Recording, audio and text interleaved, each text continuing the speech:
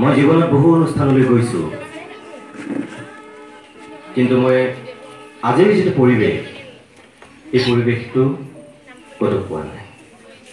সেইকাৰণে প্ৰথমতে মই আমগুৰি বালিকা উচ্চ মাধ্যমিক বিদ্যালয়ৰ শিক্ষক শিক্ষয়িত্ৰীকে প্ৰমুখ কৰি সমূহ ছাত্ৰীক মোৰ ফালৰ পৰা আন্তৰিক ধন্যবাদ আৰু কৃতজ্ঞতা জ্ঞাপন কৰিছোঁ।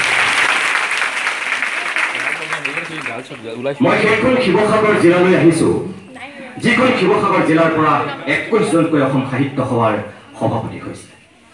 মই সেইখন শিৱসাগৰ জিলালৈ আহিছোঁ, যিখন জিলাৰ পৰা অসম সাহিত্য সভাৰ 7 জনকৈ প্ৰধান সম্পাদক হৈছে। আৰু মই সেইখন আমগুৰিলৈ আহিছোঁ, যিখন আমগুৰি সমষ্টিৰ পৰা অসম সাহিত্য সভাৰ 7 গৰাকীকৈ সভাপতিৰ আসন অলংকৃত কৰা ব্যক্তি ওলাইছে। আৰু সেইখন আমগুৰিলৈ আহিছোঁ, যিখন আমগুৰিৰ এখন বিদ্যালয়ৰ 25 গৰাকী ছাত্ৰীয়ে একক প্ৰচেষ্টাৰে এখন গল্পপুথি উলিয়াইছে, যিখন গল্পপুথি মই উন্মোচন কৰিবলৈ আহিছোঁ।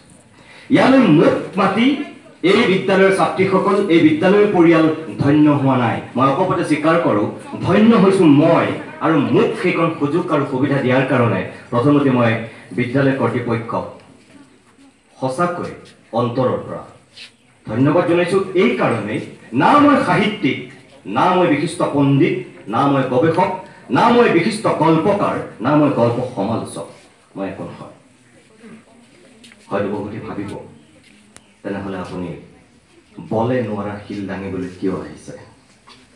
মই সেইকাৰণেই আহিছোঁ যে এটা ভাল কামৰ অংশীদাৰ হৈ অসমীয়া নতুন বছৰটোৰ আৰম্ভণিৰ মাহটোতেই মই নিজে কিছু পুণ্য অৰ্জন কৰোঁ আৰু এটা ভাল কামৰ অংশীদাৰৰ সেই শোভাযাত্ৰা